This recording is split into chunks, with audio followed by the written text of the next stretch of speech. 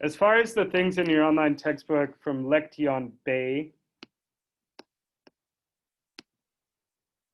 we incorporated a lot of those things in our first month, so it might feel like we're just breezing through a lot, but really you've already seen much of this stuff. What I mean by that is like here in these phrases on 21, we've gone through several of those. It does give you examples of how informal and formal will differ. We're gonna use the informal for the most part. So I don't like to make you have one more thing to stress out about by focusing too much on the difference. Here where we've got cognates, there's a box about that. We've been pretty well informed on what a cognate is. It gives examples like Datenbank, Tuberkulose, Tennis ball, Credit, Chatraum, Gravitation, Doctor, Bankuren, Tablette, Electricity, Milch, Bloggen, Butter, and just shows some examples. It also gives the example of the false cognate gift, which means poison, fun stuff. Next up on page 23, it shows you some more information about do and z. We talked about that already. I'm just going to march through some of these pages. 24 gives you more information about do and z. It gives you the ability to practice some of these.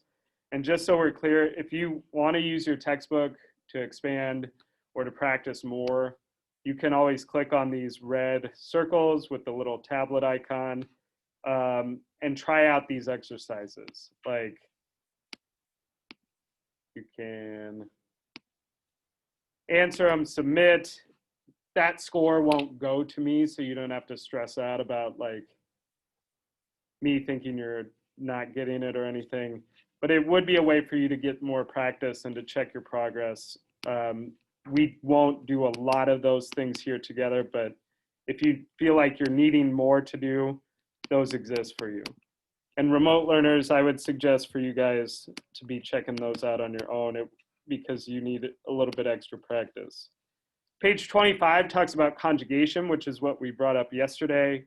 Then we get into some more phrases like the ones we've been working on. Wohnst du da? Wohnst du hier? Wohnst du weit von hier? Wohnst du 5 Minuten von hier?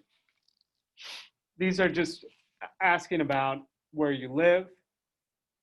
Ich wohne hier. Ich wohne gleich um die Ecke is an early phrase. Gleich um die Ecke just means right around the corner. We'll circle back to that one. I'm going to show some more pages and then we'll move on. Page 27 has the alphabet, which you are welcome. B. A. B. C. D. To hear those two people say for you, okay? It's got the alphabet written out phonetically, A, B, C, D, E, F, G, H, I, J, K, L, M, N, O, P, Q, R, S, T, U, V, W, X, Y, Z.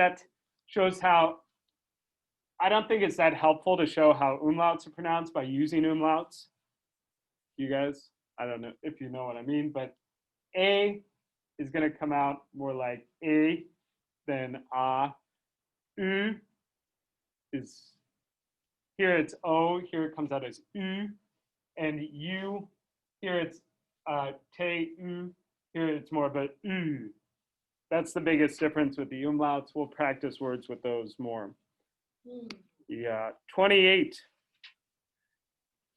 You would have been asked to do a lot more spelling. I feel like we can get the job done just doing a little bit, focusing on I's and E's.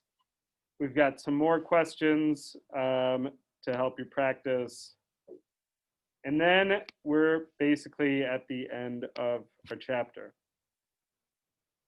At the end of your chapter, there's always a cartoon strip. We don't typically do this together or do anything with it, but if you want to check those out, you are welcome to.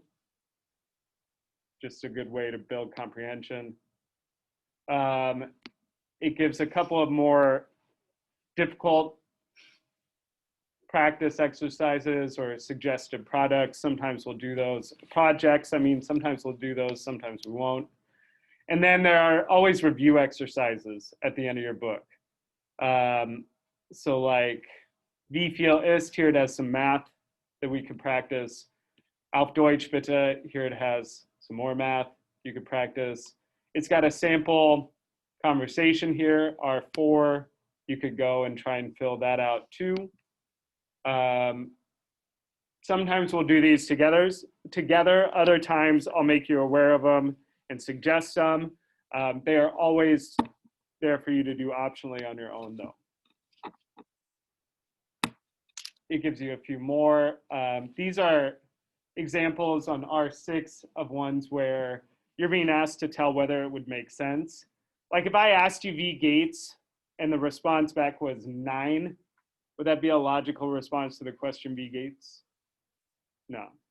You would want, I mean, gut would be logical, schlecht, so. But one like Nummer 2, wo wohnst du? Da, that would work. Da means there. Drüben means over. It's a word that we maybe haven't worked with a lot. But da drüben, over there. That's logical. Wie heißt there is a little problem with this one. Sie heißt Maria. What's wrong with Nummer 3? Wie heißt sie heißt Maria. The question's asking what's his name, what's the response saying? Her name is, yeah. Wie heißt sie heißt Maria. Guten Tag, Frau Meyer. If Frau Meyer said gut, you might think, I've done that at the store where they say, say hi, and I say good, assuming they asked how are you, but Frau Meyer's response of gut might not be totally logical. You can look through those, see if you're figuring them out. That would be a suggested thing to do. And then at the end of the chapter, page 37, we have our vocab. That's always going to be there. This is what's on the Quizlet set on Power School. Then we get to start Kapitel 2. We're already to the point where we should be looking at Kapitel 2. Kapitel 2 is called Zuhause.